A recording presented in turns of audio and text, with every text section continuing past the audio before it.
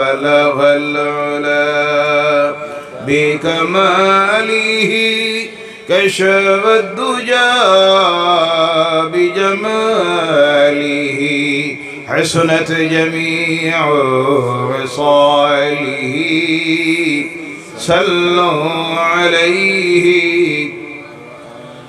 تنجل رہا ہے میرا اور دل جل رہا ہے میرا دوا اس کی وہی ہے مجھے لے کر چلو مدینہ بلغ العلا بکمالہ کشف الدجى بجمالہ حسنت جميع خصاله صلوا عليه হাদিসে পাকের মধ্যে আসতেছে রাসূলের কোন উম্মত যখন পৃথিবীর যে কোনো প্রান্ত থেকে মহব্বতে অন্তরের অন্তঃস্থল থেকে মদিনার হাবিবের দরবারে সালাত ও সালাম পেশ করে তখন আমার রাসূল নূরুন নবী সাল্লাল্লাহু আলাইহি ওয়াসাল্লাম মদিনাতুল মুনাওয়ারাত থেকে নিজ নূরানি কান মুবারক দিয়ে শুনতে পান। বলেন সুবহানাল্লাহ। তাহলে এই দুরুদের আওয়াজ আসতে হবে না বড় করে হবে? মহব্বতে আমি দেখতেছি অনেকের মুখটা বন্ধ হয়ে গেছে, অনেকে দেখা দেখি পাশের মানুষটার দেখা দেখি আপনি একটু একটু মুখ নাড়তেছেন। আশিকে রাসূলের মতো মুমিনের মতো আওয়াজ দিয়ে জবান ছেড়ে দিয়ে বলুন আল্লাহুম্মা সাইয়্যিদিনা মাওলানা মুহাম্মদ ওয়া আলি মাওলানা রোজা শরীফ দেখিয়াছি মন বরল না দর্শনে ডাকতে আসি ইয়া রাসূলাল্লাহ দিদার দেও না স্বপনে আল্লাহুম্মা সাইয়্যিদিনা মাওলানা মুহাম্মদ ওয়া আলি সাইয়্যিদিনা শয়নে স্বপনে আমি দেখি নূরের মদিনা ডাকতে আসি মাবুদ আল্লাহ আবার দেখাও মদিনা আল্লাহুম্মা সাল্লি আলা সাইয়্যিদিনা মাওলানা মুহাম্মদ ওয়া আলা আলিহি সাইয়্যিদিনা মাওলানা মুহাম্মদ। সামনের দিকেই চাপিয়ে আসুন, সামনের খালি জায়গাটা পুরো করে দেন। কোন দুঃখে আপনারা এত পিছনে গেলেন? প্রত্যেকে যার যার সামনের খালি জায়গাটা পুরো করে দেন, কথাবার্তা না বলে।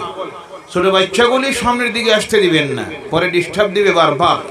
আলোচনায় ওঠা বসার কারণে আপনাদের এবং আমার অসুবিধা হবে। আপনারা চাপিয়ে আসুন, পিছনে যারা চাপিয়ে আসেন, যারা আসতেছেন কিছুক্ষণ পর প্যান্ডেলে জায়গা থাকবে না, অসুবিধা হবে। তাই বারবার অনুরোধ রাখতে হয়, কথা না বলে আল্লাহর নামের জিকির করে করে সামনের খালি জায়গাগুলি কমপ্লিট করে দেন এবং মহব্বতে বলেন সুবহানাল্লাহ ওয়ালহামদুলিল্লাহ লা ইলাহা ইল্লাল্লাহ সুবহানাল্লাহ লা ইলাহা ইল্লাল্লাহ সুবহানাল্লাহ লা ইলাহা ইল্লাল্লাহ حسبي ربي ما في قلبي غير الله نور محمد نور محمد صلى الله نور محمد لا إله إلا الله سبحان الله لا إله إلا الله سبحان الله আরো জায়গা খালি আছে, সামনে খালি জায়গা আছে, কমপ্লিট করে দেন সামনের খালি জায়গাগুলি। আমরা চাই আজকের এই মাহফিল যেন আল্লাহ দরবারে কবুল হয়ে যায়। সকলে বলেন আল্লাহুম্মা আমিন। কোনো জায়গায় শয়তান ঢোকার ফাঁক রাখবেন না। চাপিয়ে আসুন যুবকেরা, যার যার সামনে যে জায়গাটা খালি আছে বই পাবেন না, ভাবতেছেন হুজুর ডাকিয়া নিয়ে মনে হয় সন্ধ্যা শুরু করতে, আমি কালেকশন জানি না, এই বই নাই। চাপিয়ে আসুন সামনের দিকে। সুবহানাল্লাহ ওয়ালহামদুলিল্লাহ লা ইলাহা ইল্লাল্লাহ লা ইলাহা ইল্লাল্লাহু মুহাম্মাদুর রাসূলুল্লাহ সাল্লাল্লাহু আলাইহি ওয়াসাল্লাম। বৈজন্তীপুর ইসলামুল উলুম লতিফিয়া মাদ্রাসা 15তম বার্ষিক আজিমুশ শান ওয়াজ মাহফিলের সম্মানিত সভাপতি, সম্ভবত শারীরিক অসুস্থতার কারণে আসতে পারেন নাই। আমরা দোয়া রাখি আল্লাহ যেন ওনার হায়াতকে দারাজ করে দেয়। সকলে বলেন আল্লাহুম্মা আমিন। সুস্থতার জীবন যেন দেয়। সকলে বলেন আল্লাহুম্মা আমিন। বেশি দিন যেন আল্লাহ এই জমিনে তার দ্বীনের, তার হাবিবের জামাতের খেদমত দিতে পারেন, আল্লাহ যেন এই তৌফিকটা দেয়। সকলে বলুন আল্লাহুম্মা আমিন। তৎসঙ্গে আজকের এই মুবারক মাহফিলের বিশেষ অতিথি, মুখ্য অতিথি, সম্মানিত আমন্ত্রিত উলামায়ে কেরাম এইমাত্র আপনাদের সামনে কথা বলতেছিলেন। মঞ্চে উপবিষ্ট আজকের এই মুবারক মাহফিলের সম্মানিত অতিথি বিশিষ্ট আলিমুদ্দিন হযরত মাওলানা কারি নুরুল হুদা সাহেব। এছাড়াও মঞ্চে উপবিষ্ট অগণিত আল্লাহ রাসূল সাল্লাল্লাহু আলাইহি ওয়াসাল্লামের ওয়ারিসান উলামায়ে কেরাম, যাদের চেহারার দিকে আপনারা যখন চেয়ে আসেন আল্লাহ আপনাদের আমলনামায় নফল ইবাদতের সওয়াব লিখতেছে। সুবহানাল্লাহ বলেন। যাদের চেহারার দিকে চেয়ে বসে থাকলে আমলনামা থেকে আল্লাহ গুনাহ সগীরা মাফ করে দিতে থাকে। সুবহানাল্লাহ বলেন। এইভাবে অগণিত আল্লাহ রাসূলের ওয়ারিসান, তৎসঙ্গে বিভিন্ন এলাকা থেকে আগত বিভিন্ন মসজিদের সম্মানিত ইমাম সাহেবান, এছাড়াও মঞ্চের ডানে বামে বসে আছেন সমাজের বিভিন্ন শ্রেণী সমাজসেবীরা, রাজনীতিবিদেরা, শিক্ষাবিদেরা, সমাজ সচেতন মহল, সমাজের গুণীজনেরা। সামনের দিকে বসে আছেন সম্মানিত মুরব্বিয়ানে কেরাম, বিশেষ করে প্রাণ প্রিয় যুবক ভাইয়েরা, তৎসঙ্গে পর্দার আড়ালের সম্মানিতা মা ও বোনেরা, প্রতিবেশীতে বসবাসরত আমাদের প্রাণ প্রিয় অন্যান্য ধর্মাবলম্বী ভাই ও বোনেরা।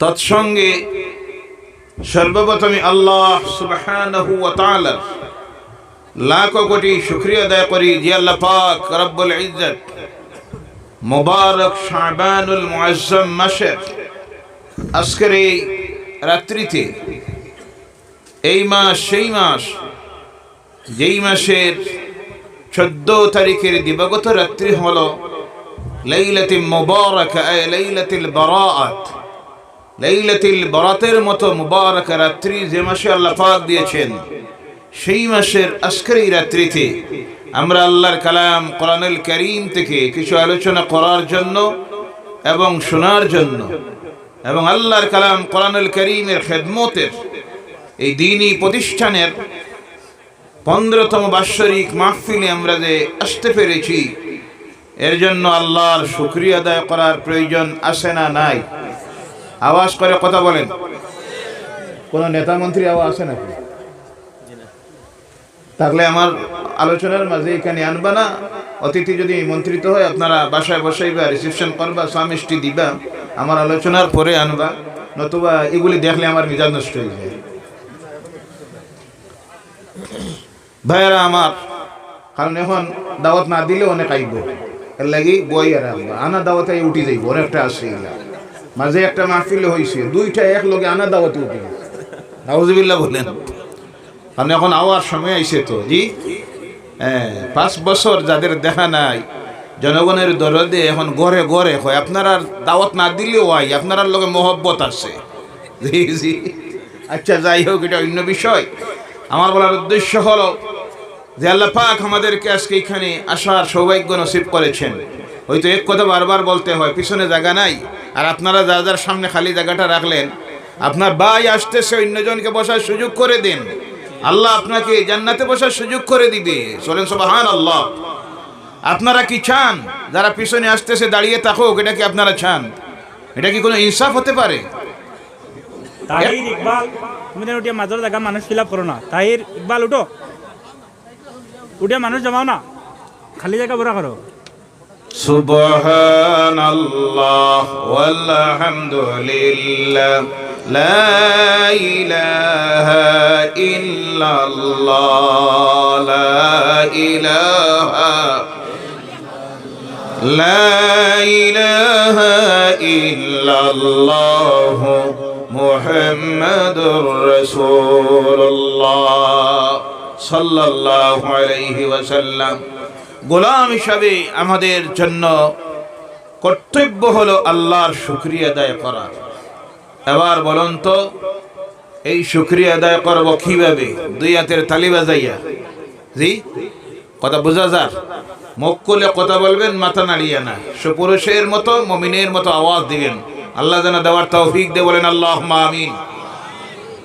দুই হাতের তালি বাজিয়ে অনেক আছে দেখবেন খুশিতে আল্লাহর শুকরিয়া আদায় করে, বলেন নাউযু বিল্লাহি মিন যালিক।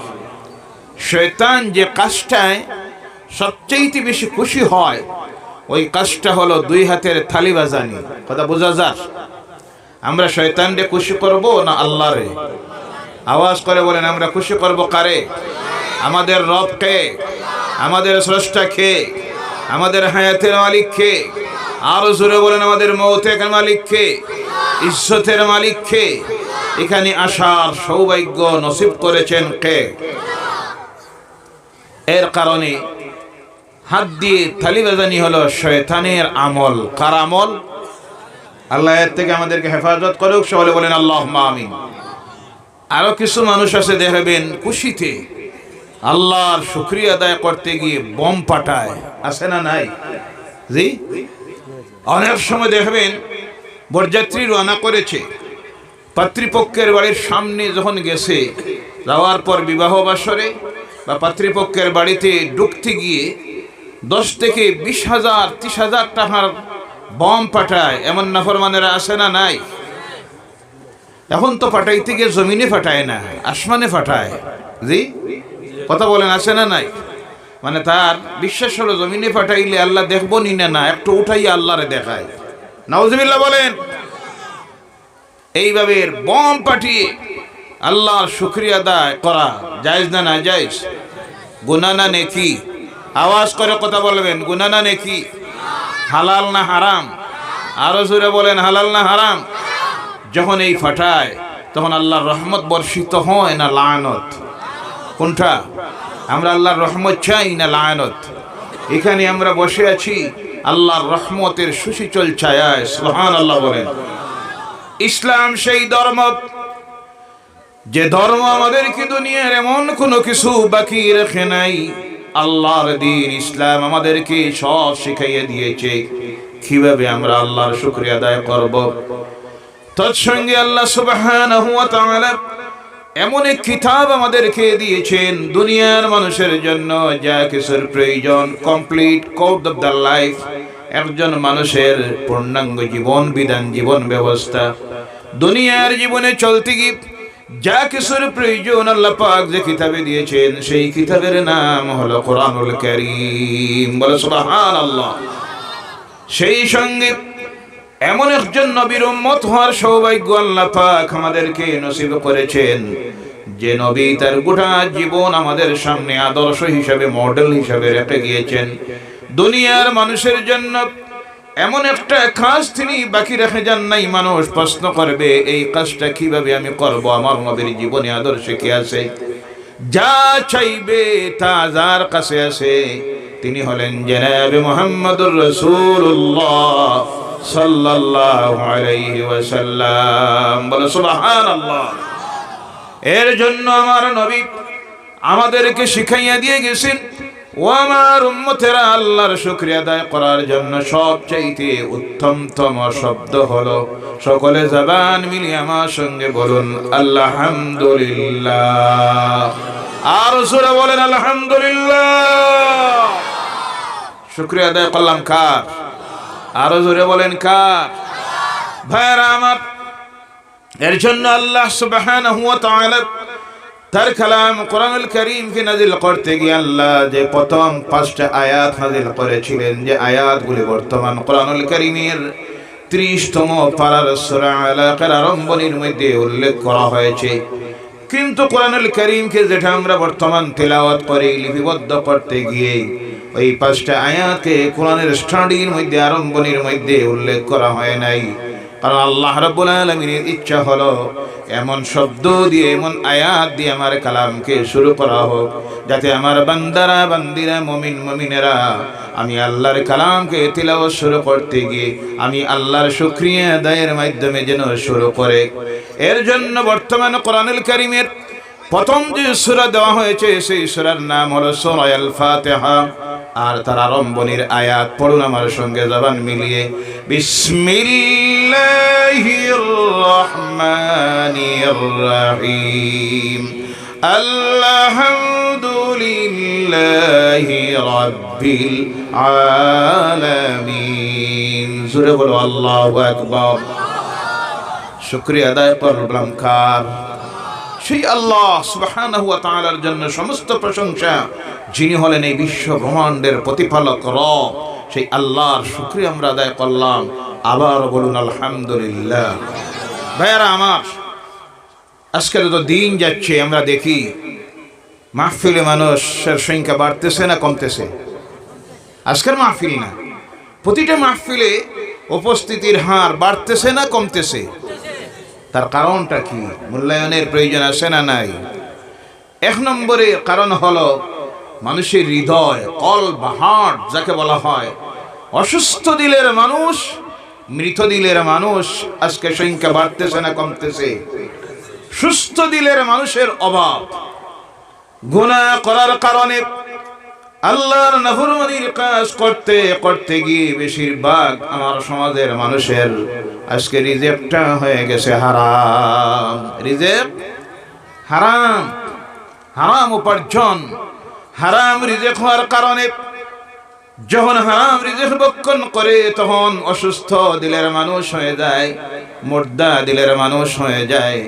যখন একজন মানুষের শরীর নাপাক হয়ে যায়, মাংস হারাম হয়ে যায়, রক্ত নাপাক হয়ে যায়, হারাম হয়ে যায়, গায়ের ওই কাপড়টা যখন হারাম হয়ে যায়, তখন এই মানুষের মন ভালো কাজের দিকে যাইতে চায় না, তখন তার মন খালি খারাপ কাজের দিকে যাইতে চায়। কথা ঠিক কিনা?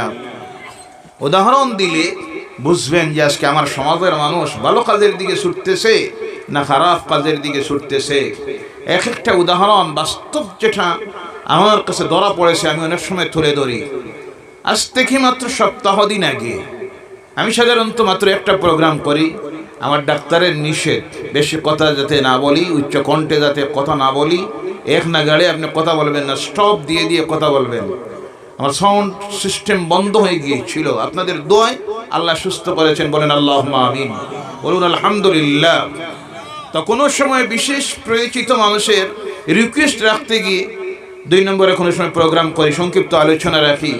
তো সেই দিন আমি আসতেছি কাঠিগোড়ার থেকে রাত্রি 8:30টার সময় হাইলাকান্দি শহরে যখন ঢুকতে গিয়ে দেখি বিরাট ট্রাফিক জ্যাম, আধা ঘন্টা গাড়ি বন্ধ থাকলো। কত সময়? তো আমি ভাবলাম সম্ভবত সামনে মনে হয় কোনো অ্যাক্সিডেন্ট হয়েছে, কিন্তু না, এরপরে খবর নিয়ে দেখলাম না, অ্যাক্সিডেন্ট না, শহরের মধ্যভাগে চলতেছে রবীন্দ্রবাবুর মেলা। কার মেলা? কথা বলেন। রবীন্দ্রের মেলা।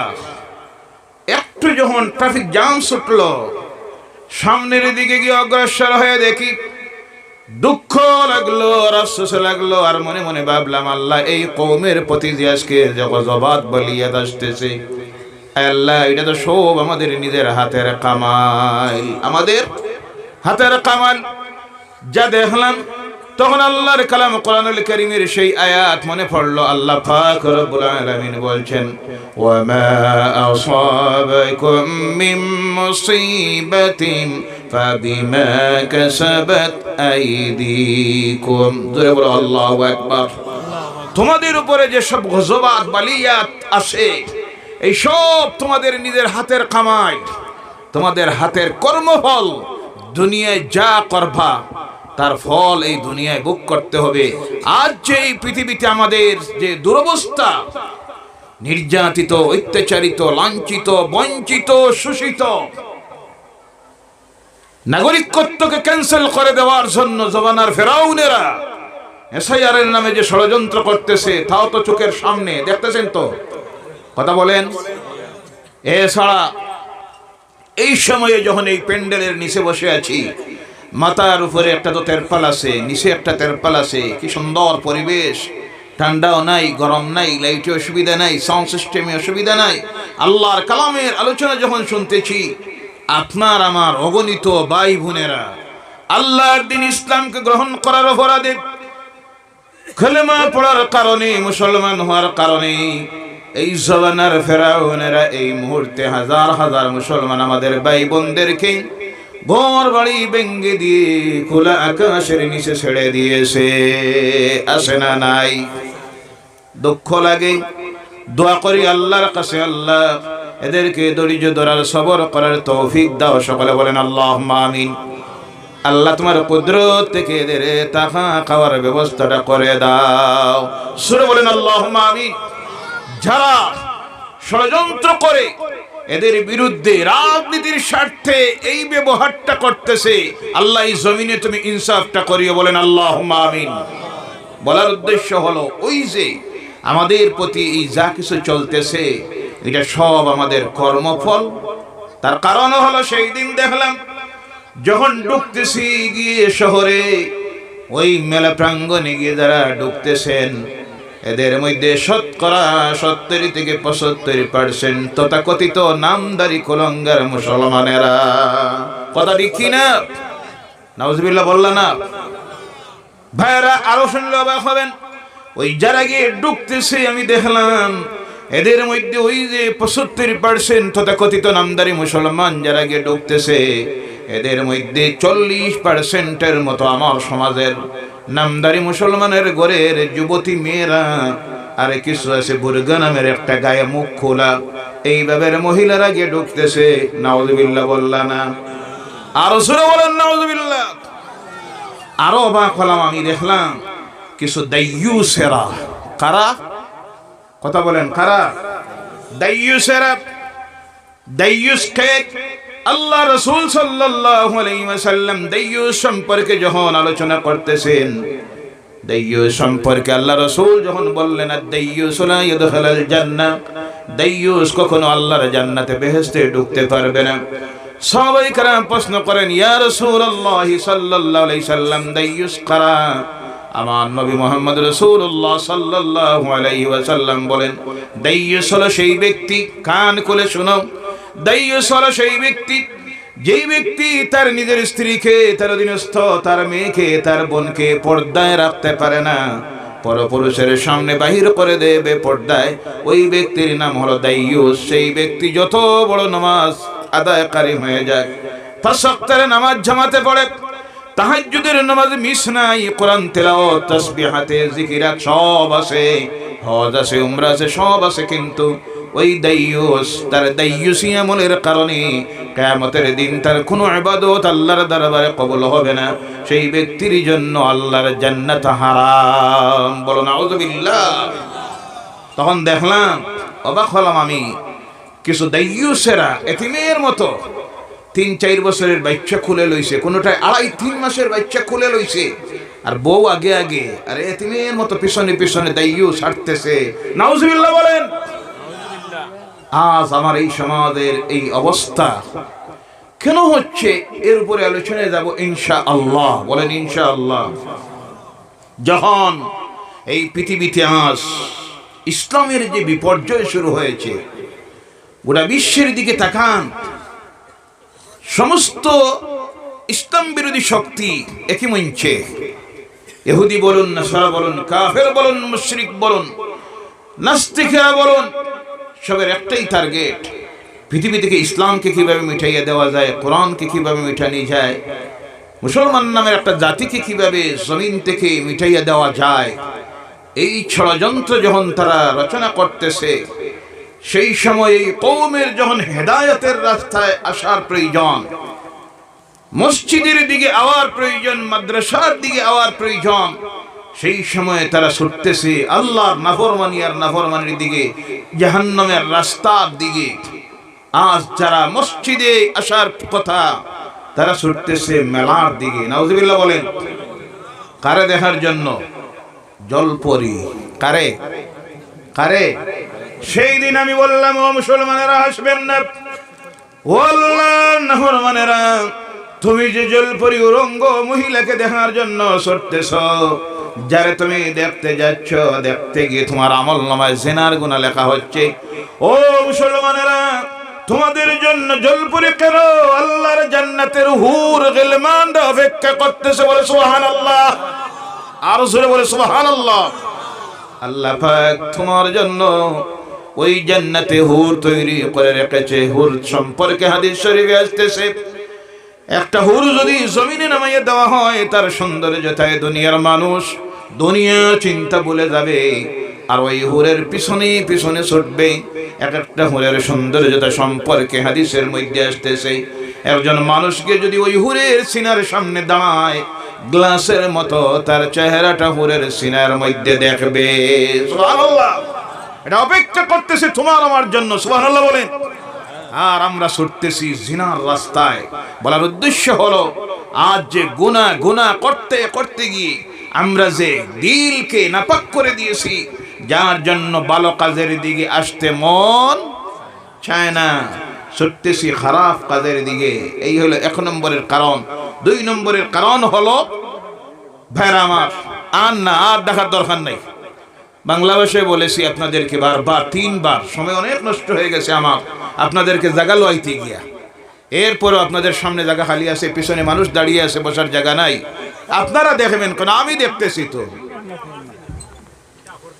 ওনার মানুষ পুরো বই জানো বইটা হলো। আল্লাহুম্মা সাল্লি আলা সাইয়্যিদিনা মাওলানা মুহাম্মদ ওয়া আলা আলিহি সাইয়্যিদিনা মাওলানা মুহাম্মদ। আল্লাহুম্মা سيدنا مولانا محمد وعلى آله سيدنا مولانا محمد। বলতেছিলাম ভাইরা আমার, 2 নম্বরের কারণ হলো, কিছু মানুষ আমাদের সমাজে আছে যারা এইভাবে মাহফিলের কথা যখন শুনে, তারা কয় নেরাউলির ওয়াজকে কিতা হুনতা, এরা বা কিতা জানে, কিতা বা কইতো। নাউজুবিল্লাহ বললা না। কারণ তার বক্তব্য হলো, মোবাইল বাইর করে যদি ইউটিউবে সার্চ করা যায়, আন্তর্জাতিক স্তরের ইসলামিক স্কলার, ডক্টরেট যারা, তাদের আলোচনা পাওয়া যায়। এরা কি বা জানে, কি বা বলতো। এরা যদি জিজ্ঞাসা করে, যে ব্যক্তিটা বলতেছে ইসলামিক স্কলার যারা, ডক্টরেট যারা, এদের আলোচনা সে শুনে, তারে জিজ্ঞাসা করবেন, ভাই কোরআনের একটা আয়াত শুদ্ধ তিলাওয়াত করো, এখানে তার বাপ 14 গোষ্ঠীর সম্ভব নয়। কথা ঠিক কি না? এ আবার কমেন্ট করবে, দেখবেন এরা কি বা জানে, কি বা কইতো, নেরাউলির ওয়াজে আমি যাই না। নাউজুবিল্লাহ বলেন। এমন কমেন্ট করার কারণে তোমার ঈমান চলে যাবে। কথা ঠিক কি না? কারণ এখানে চলতেছে আল্লাহর কালামের আলোচনা, আল্লাহ রাসূলের আহাদিসের আলোচনা। ওটাকে যদি আপনি হেয় করেন তাহলে আপনার ঈমান থাকবে। 3 নম্বরের কারণ হলো আজকে বিভিন্ন মাহফিল লাইভ টেলিকাস্ট দেওয়া হয়, তো অনেক আছে যারা ঘরে বসে দেখে আর মনে মনে ভাবে মাহফিলে গিয়ে লাভ কি, ঘরে বসে তো সব দেখা যায়। ইনসাফের সহিত আপনারা বলুন, ওখানে আপনারা এখন যারা বসে আছেন আপনাদের দেখা বসা আর যারা ঘরে বসে দেখতেছে শুনতেছে উভয়টা সমান? কথা বলবেন সমান না ব্যবধান আছে? দিন রাত্রির ব্যবধান। সুবহানাল্লাহ বলেন। তার কারণ হলো এই মুহূর্তে আপনারা আমরা যারা এখানে বসে আছি, আল্লাহ রাসূল সাল্লাল্লাহু আলাইহি ওয়াসাল্লাম বলছেন, আল্লাহর কোন বান্দা বান্দি মুমিন মুমিনাত যখন আল্লাহর কালামের আলোচনা করার জন্য, শোনার জন্য, জানার জন্য, কোরআন থেকে জ্ঞান অর্জন করার নিয়তে কোন জায়গার মধ্যে একত্রিত হয়ে বসে যায়, সঙ্গে সঙ্গে আল্লাহ রাব্বুল আলামিনের সৃষ্টির কুল মাখলুক এদের জন্য মাগফিরাতের দোয়া আল্লাহর কাছে করতে থাকে। সুবহানাল্লাহ। আর জোরে বলেন সুবহানাল্লাহ। আমরা এখানে এখন যে বসে আছি আমরা গুনাহগার, আমরা নিষ্পাপ নই, কারণ আমরা আল্লাহর নবীও নই, রাসূলও নই, ফেরেশতাও নই। আমরা হলাম আদমের আওলাদ। আমাদের থেকে গুনাহ হবে, তবে মুমিন যারা তাদের থেকে গুনাহ কবিরা হতে পারে না। গুনাহ সগীরাত থেকে আমরা মুক্ত নই। হাঁটতে চলতে ফিরতে গিয়ে আমাদের গুনাহ সগীরা হচ্ছে ছোট গুনাহ। কিন্তু যারা এই মুহূর্তে আমাদের জন্য আল্লাহর কাছে দোয়া করতেছে মাগফিরাতের দোয়া, আল্লাহর ফেরেশতারা যখন আল্লাহর দরবারে হাত তুলে দেয়, আল্লাহ পাক ওই নিষ্পাপ মাসুম ফেরেশতাদের দোয়া কবুল করে নেন। আর জোরে বলেন সুবহানাল্লাহ। এই মুহূর্তে আল্লাহর সৃষ্টির কুল মাখলুক এই প্যান্ডেলে যারা বসে আছি আমাদের জন্য আল্লাহর কাছে দোয়া করতেছে, বলেন সুবহানাল্লাহ। এই মুহূর্তে আপনারা আমরা বসে আছি আল্লাহর মেহমান হয়ে। সুবহানাল্লাহ বললেন না? কার মেহমান? এই মুহূর্তে আমরা কার মেহমান? আল্লাহর মেহমান। যারা রাস্তায়, বাজারে, বাড়িতে তারা কার মেহমান? জি জানা নাই? রাস্তায় মার্কেটে যারা তারা হলো শয়তানের মেহমান, আর বাড়িতে যারা এ হইল তার বউর মেহমান। মাতাসা না মিশা? সৌভাগ্য আমাদের। সুবহানাল্লাহ বলেন। আল্লাহর মেহমান হয়ে বসতে পেরেছি শাবানুল মুবারকের মতো মাসে আল্লাহর কালামের আলোচনায়। সুবহানাল্লাহ বলেন। এই হলো ব্যবধান। 3 নম্বরের ব্যবধান, এই মুহূর্তে আপনারা যতক্ষণ এখানে বসে থাকবেন আল্লাহর কালামের আলোচনা যতক্ষণ চলবে তত সময় পর্যন্ত আল্লাহ পাক আপনাদের আমলনামায় নফল ইবাদতের সওয়াব লিখতে থাকবে। সুবহানাল্লাহ। শুধু তা নয়, যতক্ষণ এখানে বসে থাকবেন আমার আল্লাহ রাব্বুল আলামিন আপনার আমার আমলনামা থেকে গুনাহ সগীরা আল্লাহ ডিলিট করে দিতে থাকবে। সুবহানাল্লাহ সুবহানাল্লাহ। এর জন্য এইভাবে মাহফিল যখন যেখানে হবে ভয় পাবেন না। বেশিরভাগ মাদ্রাসার মাহফিলে মানুষ যাইতে চায় না, গেলেও মনে হয় হঠা আছে। জি কোনটা জানা নাই? কিছু মানুষ তো আছে এখন আলিম ওলামাদেরকে দেখলে ভয় পেয়ে যায়। নাউজুবিল্লাহ বলেন। আমার সম্পর্কিত এক নাতি একদিন আমারে বলল, দাদা ভাই তোমারে দেখলে আমি গাড়ির গ্লাস তুলে দিই, ডং করে বললাম। আমি বললাম কেন? বলে আমার ভয় লাগে, না জানি 10,000 কইতা না 5,000 কইতা। ভাইরা আমার, ভয় পাবেন না। ও আমার ভাইরা মুসলমানেরা, আল্লাহর কালামে কোরআনুল কারীম থেকে যে আয়াত তিলাওয়াত করেছিলাম তার উপর আলোচনা এবার যাই। ও মুসলমানেরা, এই দুনিয়ায় আল্লাহর দ্বীন ইসলামের প্রচার হয়েছিল 2টা জিনিসের মাধ্যমে। কয়টা? 1 নম্বরে হলো আল্লাহর কালাম কোরআনুল কারীমের আকর্ষণে, আর 2 নম্বরে হলো সেই দিন আল্লাহর দ্বীনের দায়িত্ব, আল্লাহর দ্বীনের ঝান্ডা, আল্লাহর দ্বীন জমিনে কায়েম করার সংগ্রামে প্রতিষ্ঠিত। আল্লাহর দ্বীনকে করার জন্য যারা সেই দিনই দায়িত্ব নিয়ে আল্লাহর জমিনে আল্লাহর দ্বীনের প্রচারে নেমেছিলেন তারা ছিলেন যুব সমাজ। সুবহানাল্লাহ। 1 নম্বরে যে জিনিসের আকর্ষণে আল্লাহর দ্বীন ইসলামের প্রচার হয়েছিল সেই জিনিসের নাম হলো আল্লাহর কালাম কোরআন। কারণ এই কোরআনটা হলো একটা লাইট। সুবহানাল্লাহ বললেন না? কোরআন হলো লাইট, কোরআন হলো আলো। এর জন্য আল্লাহ সুবহানাহু ওয়া তাআলা তার কালাম কোরআনুল কারীমের মধ্যে আল্লাহ বলছেন কাদ জাআকুম মিনাল্লাহি নূরুন ওয়া কিতাবুম মুবিন। জোরে বলো আল্লাহু আকবার। কোরআনই হলো আলো, আমার নবী হলেন আলো। দুই আলোর প্রকাশ যখন পৃথিবীর পথহারা মানুষের দিকে এসেছে, ওই পথহারা মানুষ আল্লাহর দ্বীন গ্রহণ করা শুরু করে দিল। এই আয়াতে আল্লাহ তার রাসূলকে নূর বলছেন, আর সঙ্গে বলছেন কিতাবুম মুবিন, প্রকাশ্য কিতাব। আল্লাহর পক্ষ থেকে এসেছে আলো।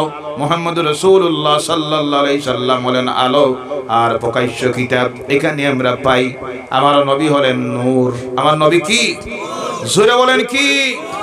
অন্য জায়গায় আল্লাহ আবার বলছেন আলিফ লাম রা কিতাবুন আনজালনাহু ইলাইকা লিতুখরিজান নাস মিনাজ যুলুমাতি ইলান নূর। জোরে বলো আল্লাহু আকবার। কিতাবুন আনজালনাহু ইলাইক, এই কিতাব নাযিল করেছি আপনার প্রতি। কি জন্য? আল্লাহ পাক বলছেন লিতুখরিজান নাস মিনাজ যুলুমাতি ইলান নূর, পৃথিবীর মানুষকে অন্ধকার থেকে আলোর দিকে টেনে টেনে নেওয়ার জন্য। এখানে আল্লাহ বুঝাইতে চাইতেন ইসলাম হলো আলো। সুবহানাল্লাহ বলেন। কোরআন হলো আলো। সুবহানাল্লাহ বলেন।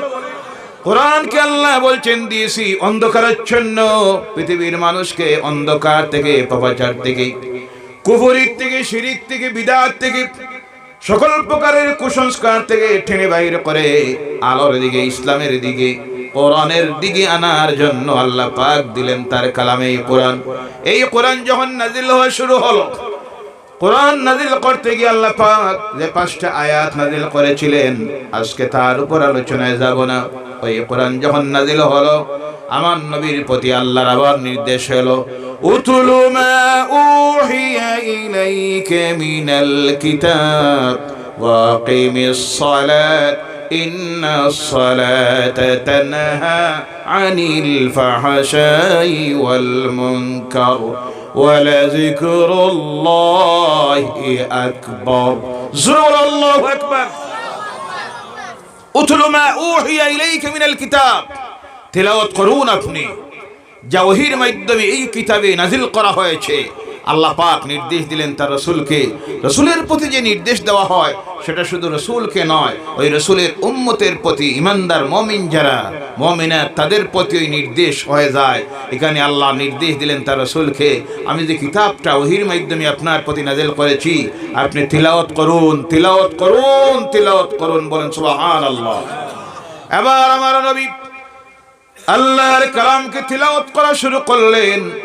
যে সমাজের মানুষ আল্লাহ চিনত না, বুঝত না, জানত না, যে সমাজের মানুষের সবচেয়ে বড় দৌবদ আমল ছিল মদ পান করা। কি করা? আমাদের বাড়িতে কেউ মেহমান আত্মীয় গেলে প্রথমে আমরা এর সামনে নিয়ে শরবত দেই, চা দেই, ফলমূল দেই। কিন্তু তাদের সমাজের রীতি হয়ে গিয়েছিল, কেউ বাড়িতে মেহমান যাওয়া মাত্র সামনে নিয়ে রাখত মদের বোতল। নাউজুবিল্লাহ বললেন না? আওয়াজ দিয়ে বলুন, মদ হালাল না হারাম? সুদ হালাল না হারাম? হিরোইন হালাল না হারাম? নিশার ট্যাবলেট হালাল না হারাম? খাওয়া হারাম, বেচা যায়? কোনটা কইলা না? জি, হালাল না হারাম? ব্যবসা করা? আমার সমাজের মানুষ এই ব্যবসায় আসে না নাই? সুদ হালাল না হারাম? ঘুষ হালাল না হারাম? সকল প্রকারের নেশাদ্রব্যকে ইসলাম হারাম করেছে। আমার নবী সাল্লাল্লাহু আলাইহি ওয়াসাল্লাম বলছেন কুল্লু মাসকারিন হারামুন, প্রত্যেক নেশা জাতীয় দ্রব্য হলো হারাম। তার কারণ হলো ইসলাম শান্তি চায়। কি চায়? ইসলাম কি চায়? শান্তি চায়। ইসলাম এসেছে এই পৃথিবীর মানুষকে শান্তি দেওয়ার জন্য। শুধু জমিনে নয়, একজন মানুষের হৃদয়ের শান্তি, পারিবারিক জীবনের শান্তি, সমাজ জীবনের শান্তি, রাষ্ট্রের শান্তি, পৃথিবীতে ইসলাম চায় শান্তি প্রতিষ্ঠিত করার জন্য। এর জন্য যেসব জিনিসে মানুষের হৃদয়ে, পরিবারের, সমাজে, রাষ্ট্রে অশান্তি তৈরি হয়, আল্লাহ কিয়ামত পর্যন্ত সেই সমস্ত জিনিসকে হারাম ঘোষণা দিলেন। সুবহানাল্লাহ। এর জন্য আমরা শান্তি চাই। কি চাই? যার কারণে আমাদের বিরুদ্ধে যেসব কথা চলতেছে, আমরা যদি অশান্তি চাইতাম তাহলে এই মুহূর্তেই আসামে আগুন জ্বলতো, কথা ঠিক কিনা? কিন্তু ইসলাম আমাদেরকে শিখাইয়া দিয়েছে ধৈর্য ধারণ করো, ইন্নাল্লাহা মা'আস সাবিরিন, সুবহানাল্লাহ বলেন। আল্লাহ ধৈর্যশীলদের সাথে থাকে। এর জন্য আমরা ধৈর্য ধারণ করতেছি আর আল্লাহর কাছে দোয়া করতেছি। আমরা জানি আল্লাহ জালেমদেরকে ছাড় দে, ছেড়ে দে। ফেরাউনকে যখন ধরেছে দুনিয়ার কেউ ছুটানি সম্ভব হয়? বর্তমান জমানার ফেরাউন যদি লিখে যদি আল্লাহ যখন ধরে নিবে ছুটা সম্ভব হবে? যারা ধরাকে সারা জ্ঞান মনে করতেছে, আল্লাহ এদেরকে তুমি হেদায়েত করো, সকলে বলেন আল্লাহুম্মা আমিন। ভাইরা আমার, এই কোরআন যখন নাযিল হওয়া শুরু হলো, মক্কার মানুষের অবস্থা এমন ছিল যে মানুষগুলি আকৃতি ছিল, মানুষ প্রকৃতিতে চাল চলনে জন্তু জানোয়ারের চাইতে নিকৃষ্ট হয়ে গিয়েছিল। প্রকাশ্য রাজপথে জন্তু জানোয়ারের মতো জেনা করতে, বলো নাউযুবিল্লাহ।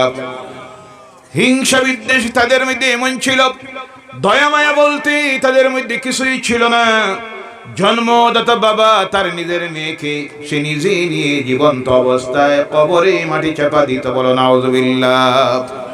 সামান্য বিষয় নিয়ে ঝগড়া করে করে বছরের পর বছর তারা যুদ্ধ করে করে কাটাইয়া দিত। মায়া বলতে দয়া বলতে তাদের হৃদয়ে কিছুই ছিল না। ওই মানুষগুলির সামনে গিয়ে আল্লাহ রাসূল সাল্লাল্লাহু আলাইহি সাল্লাম যখন আল্লাহর কালাম কোরআনুল কারীম তিলাওয়াত শুরু করলেন, এই মানুষগুলি দলে দলে আল্লাহর দ্বীন ইসলাম আর কোরআনের দিকে আসা শুরু করে দিল। কারণ লাইট যখন জ্বলে যায়, ওই লাইটের আলো থেকে পোকামাকড়কে যেইভাবে সরানি যায় না, ইসলামের যখন পুনর্জাগরণ শুরু হলো, রাসূল যখন ইসলামের প্রচার শুরু করলেন আর কোরআন তিলাওয়াত শুরু করলেন, কি পরিমাণ মানুষ আল্লাহর দ্বীন গ্রহণ করলো তার প্রমাণ দেখেন। আমার এই নবী মক্কায় থাকলেন 10 বছর। কয় বছর? নবুয়তের দায়িত্ব পাওয়ার পর হেরা গুহার থেকে নেমে এসে আল্লাহর দ্বীনের দাওয়াত দিলেন 10 বছর। কয় বছর? 10 বছরের দাওয়াতে রাসূল ঘর থেকে বাইর হতে পারেন না। জালিমেরা পাথর মারে, সাহাবায়ে কেরাম নির্যাতিত হচ্ছেন, অত্যাচারিত হচ্ছেন, লাঞ্ছিত হচ্ছেন। হযরতে বিলালের ঘটনা আপনাদের জানা আছে, হযরতে সুমাইয়ার ঘটনা, হযরতে খাব্বাব, হযরতে খুবাইব। ঘর থেকে সাহাবায়ে কেরাম বাইর হতে পারেন না। আল্লাহ রাসূল বলে দিলেন, ঘরে লুকাইতে ভাবে থাকো, আর লুকাইতে হবে 2-3 জনই মিলে মিলে নামাজ পড়ো। আমার নবী মক্কায় তাহা সম্ভব হলো না, চলে গেলেন তাইফে দ্বীনের দাওয়াত দেওয়ার জন্য। জালিমেরা সেখানেও পাথর বর্ষণ করলো, একবার দুইবার নয়, 3 বার আমার নবী জমিনে বেহুশ হয়ে পড়লেন, আবার উঠল, দাঁড়াইয়া যান। এই অবস্থা যখন চলল, 10 বছর পর ওই মক্কা থেকে, মক্কা জন্মভূমি ত্যাগ করলেন, ষড়যন্ত্র রচনা করলো হত্যা করার জন্য, চিরদিনের জন্য জমিন থেকে বিদায় দিয়ে দিবে। আমার নবী আবু বকরকে সঙ্গের সাথী বানিয়ে চলে গেলেন মদিনাতুল মুনাওয়ারায়। সেখানে যাওয়ার পর 11 বছর, কত বছর? 11 বছর আল্লাহর দ্বীনের দাওয়াত দিলেন। পরিপূর্ণভাবে দ্বীনের দাওয়াত দেওয়া সম্ভব হচ্ছে না। একদিকে বদরের প্রান্তে যেতে হয়, আবার ডাক এসে যায় উহুদের ময়দানে যেতে হয়, আবার ডাক এসে যায় তবুকের ময়দানে, আবার খন্দকের ময়দানে। এইভাবে ছুটতেছেন অন্যায়ের মোকাবিলা করার জন্য, অন্যায়কে প্রতিহত করার জন্য, রুখে দাঁড়ানোর জন্য। আর আরেকদিকে আল্লাহর দ্বীনের যখন দাওয়াত দিতেছেন, ওই 11 বছরের দ্বীনের দাওয়াতে আল্লাহর কালামের আকর্ষণে কতটা মানুষ আল্লাহর দ্বীন গ্রহণ করল। 11তম হিজরির 9 জিলহজ আরাফাতের ময়দানে আমার নবী যখন সাহাবায়ে কেরামদের সামনে বক্তব্য দিতেছেন, হজ্জাতুল বিদার দিন, জীবনের শেষ হজ এবং প্রথম হজ, আল্লাহ রাসূল এত দীর্ঘ বক্তব্য দিলেন, যোহর থেকে শুরু করে আসরের সময় হয়ে যাচ্ছে। বক্তব্য যখন শেষ করলেন, আল্লাহ সুবহানাহু ওয়া তাআলা তার কালাম কোরআনুল কারীমের শেষ আয়াত ওই দিন নাযিল করলো, আল-ইয়াওমা আকমালতু লাকুম দীনাকুম ওয়া আতমামতু আলাইকুম নি'মাতি ওয়া রাদিতু লাকুমুল ইসলাম দীনা। জোরে বলো আল্লাহু আকবার। এবার যখন রাসূলের বক্তব্য শেষ হচ্ছে, বক্তব্য যখন দিলেন, সেই সময় সেই নবীর সামনে বসে আছেন 1,24,000 ঊর্ধ্বে সাহাবায়ে কেরাম রিদওয়ানুল্লাহি তাআলা আলাইহিম আজমাইন। সুবহানাল্লাহ নাই? আর জোরে বলো সুবহানাল্লাহ। নারায়ে তাকবীর, নারায়ে রিসালাত। যে নবীর দাওয়াত দিলেন 11 বছর, কত বছর? 11 বছরের দাওয়াতি কাজে যে জিনিসের আকর্ষণে দলে দলে মানুষ আল্লাহ দ্বীনকে গ্রহণ করলো, তার নাম হলো আল্লাহর কালাম কোরআন। সুবহানাল্লাহ বললা না? আজ আফসোস, দুঃখ, কপাল পোড়া জাতি, যাদের মধ্যে এখন পর্যন্ত 90% মানুষ আছে যারা ইসলাম ধর্মাবলম্বী মুসলমানের দাবি করে, কিন্তু আল্লাহর কালাম কোরআনের তিলাওয়াত জানে। আলহামদুলিল্লাহ হইতো না নাউজুবিল্লাহ? কোনটা জানা নাই? ইওয়াজ শুনছুন না কোনদিন? এখানে আলহামদুলিল্লাহ না নাউজুবিল্লাহ? সূরা বলেন নাউজুবিল্লাহি মিন যালিক। আমরা তো বুঝি না কি যে কই। বক্তা মঞ্চে বসে যা মনে লয় তা বলতে আসে, হুশ ডুলে যায় তো এক একটার মাইক পাওয়ার বাদে, আসে না নাই? সোশ্যাল মিডিয়া আপনারা দেখতেছেন তো। যাই হোক, যা কয় কয়া জিগায় ঠিক আছে নাকি, সামনে যারা আছে সবাই কয় ঠিক আছে ঠিক আছে। নাউজুবিল্লাহ বলেন। এর কারণে আজ আমার সমাজটা ধ্বংসের দিকে চলে যাইতেছে। যে যা কয় আমরা কই ঠিক আছে ঠিক আছে। এই অভ্যাস পরিবর্তন করুন। অন্যায় ভুল কথা বলে প্রতিবাদ করার শিক্ষা ইসলাম দিয়েছে। সুবহানাল্লাহ বলেন। আমার সমাজের মানুষ এখনো আলিমুল আমাদেরকে অনেক সম্মান করে, ইজ্জত দেয়, কথা ঠিক কিনা? দেওয়ার কথা তো। এরা হলো রাসূলের ওয়ারিস। কার ওয়ারিস? আল্লাহ রাসূলের ওয়ারিস। তাই বলে সবটাকে আপনি সম্মান ইজ্জত দিলে হবে না। আলিম নামের জাহেল কলঙ্ক যারা, আলেম নামের বন্ড জাহিল যেগুলি কোরআন হাদিসের ভুল কথা যদি মঞ্চে বলে, আপনার জন্য ফরজ হলো গালে দরে নামাইয়া দেওয়া, কথা ঠিক কিনা? আল্লাহ এই সৎ সাহস, ইমান সাহস যেন আমাদের প্রত্যেককে দেয়। সকলে বলেন আল্লাহুম্মা আমিন। ভাইরা আমার, এবার আল্লাহ সুবহানাহু ওয়া তাআলা কালাম কোরআনুল কারীম আল্লাহ নাযিল করলেন। কি সুন্দর ভাষায় আল্লাহ নাযিল করলেন, কিভাবে আল্লাহ তার ছন্দ মিলাইয়া দিলেন। এই কোরআন দুনিয়ার অন্যান্য ধর্মগ্রন্থের মতো নয়। এই কোরআনুল কারীম দুনিয়ার গতানুগতিক অন্যান্য ধর্মগ্রন্থের মতো নয়। এটা রামায়ণের মতো নয়, বেদের মতো নয়, পুরাণের মতো নয়, গীতার মতো নয়, পিপিটকের মতো নয়, জিন্দাবেস্তার মতো নয়, বাইবেলের মতো নয়। এই কোরআন বাকি যতটা নাম বললাম সব হলো দুনিয়ার মানুষের তৈরি, মানুষের লিখিত। আর আমার আল্লাহ রাব্বুল আলামিনের কালাম হলো এই কোরআন। সুবহানাল্লাহ। এর জন্য মানুষ যাতে আকর্ষিত হয়, পড়তে গিয়ে মন লাগে, যত পড়বে তত মজা লাগবে। এর জন্য আল্লাহ এত সুন্দরভাবে তার ছন্দ মিলিয়ে দিলেন। প্রথম জবানায় মক্কার জীবনে আল্লাহ রাসূলের প্রতি যে আয়াতগুলি নাযিল হলো, সূরা নাযিল হলো, পড়লে গিয়ে দেখা যায় মক্কি সূরাগুলিতে আল্লাহ কি সুন্দরভাবে ছন্দ মিলাইয়া দিয়েছেন। যেমন আমার সঙ্গে পড়ুন যাদের জানা আছে, কারণ এই কোরআনের একটা অক্ষর পড়লে 10টা নেকি। আর জোরে বলেন সুবহানাল্লাহ। এই কোরআনের একটা অক্ষর পড়লে 10 বার আল্লাহর পক্ষ থেকে রহমত নাযিল হয়ে যায়। জোরে বলে সুবহানাল্লাহ। শুধু তা নয়, একটা অক্ষর যখন কেউ পড়ে অথবা শুনে, আল্লাহ তার আমলনামা থেকে 10টা গুনাহ ডিলিট করে দেয়। সুবহানাল্লাহ বলেন। এর জন্য আল্লাহ এত সুন্দরভাবে ছন্দ মিলালেন। বিসমিল্লাহির রহমানির রহিম। ইযাস সামাউ ফাতারাত ওয়া ইযাল কাওয়াকিবু ইনতাসারাত ওয়া ইযাল বিহারু ফুজ্জিরাত ওয়া ইযাল কুবুরু বু'সিরাত। বলো আল্লাহু আকবার। প্রত্যেকটা আয়াতের শেষ অক্ষর আল্লাহ তা দিয়েছেন। সুবহানাল্লাহ বলেন। কি সুন্দর ছন্দ মিলালেন যাতে মানুষ পড়ে মজা লাগে। আমরা তো পড়া জানিও না, পড়ি না। যারা জানি পড়ি না, এর কারণে এর মধ্যে কি মজা আছে আমরা বুঝি। সুবহানাল্লাহ বলেন। সুবহানাল্লাহ। ভাইরা আমার, আবার দেখেন বিসমিল্লাহির রহমানির রহিম। আর রহমান আল্লামাল কুরআন খালাকাল ইনসান আল্লামাহুল বায়ান الشمس والقمر بحسبان والنجم والشجر يسجدان বলো আল্লাহু আকবার। প্রত্যেকটা আয়াতের শেষ অক্ষর আমার আল্লাহ নুন দিয়ে মিলাইয়া দিয়েছেন, সুবহানাল্লাহ বলেন, যাতে মানুষ পড়ে আর মজা লাগে। ও আমার ভাইরা, দুনিয়ায় যদি শান্তি পাইতে হয়, যে শান্তিটা হলো অন্তরের শান্তি, এক নম্বরের শান্তি হলো অন্তরের শান্তি। কিসের শান্তি? হৃদয়ের শান্তি।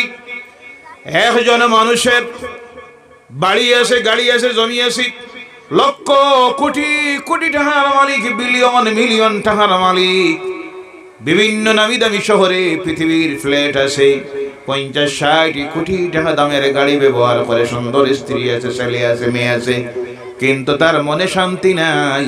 বলুন তো এই দুনিয়ায় তার কিছুই, কারণ আসল শান্তি হলো মনের শান্তি। কোনটার শান্তি? এই মনের শান্তি। ধন সম্পদ দিতে পারে না, স্ত্রী সুন্দরী স্ত্রী দিতে পারবে না, বাড়ি গাড়ি দিতে পারবে না। দেওয়ার জন্য আল্লাহ যে মেডিসিন দিয়েছেন, সেই মেডিসিনের নাম হলো আল্লাহর কালাম, কোরআনুল কারীমের তিলাওয়াত। সুবহানাল্লাহ বলেন। কথাটা আমার শুধু নয়, আমেরিকার হলিউডের নামকরা একজন অভিনেত্রী আজ থেকে 1 বছর আগে আল্লাহর দ্বীন ইসলামকে গ্রহণ করেছে। বলে সুবহানাল্লাহ। গ্রহণ করার পর প্রশ্ন করল মিডিয়ার সাংবাদিকেরা, অভিনেত্রী, তুমি তো এমন একজন অভিনেত্রী ছিলে, তোমার এক একটা গান শোনার জন্য, তোমার নাচ দেখার জন্য এক একটা মানুষ 3 মাস 4 মাস আগে টিকিট করে নিত। এক একটা টিকিটে বিত হাজার বিলিয়ন মিলিয়ন ডলার। কি কারণে তুমি আজ ইসলামকে গ্রহণ করে নিয়ে ওই হিজাব আর নিকাবকে তুমি ধারণ করলে? তখন ওই অভিনেত্রী বলল, আমার টাকার অভাবে ছিল না, কোটি কোটি বিলিয়ন মিলিয়ন টাকার মালিক আমি ছিলাম। আমি একটা গাড়ি ব্যবহার করতাম, আমেরিকার টাকায় 50-60 হাজার মিলিয়ন বিলিয়ন টাকার গাড়ি ব্যবহার করতাম। কতটা ফ্ল্যাটের মালিক আমি ছিলাম আমি নিজেই জানি না, আমার ম্যানেজার জানতো। কিন্তু একটা জিনিসের অভাব আমি অনুভব করতে থাকলাম, আমার মনে কোনো সময় শান্তি আসতো। কথা বোঝা যায়? তখন আমি চিন্তা করলাম, কি দিয়ে শান্তি পাওয়া যাবে? বুঝলাম ধর্ম ছাড়া শান্তি পাওয়া যাবে না।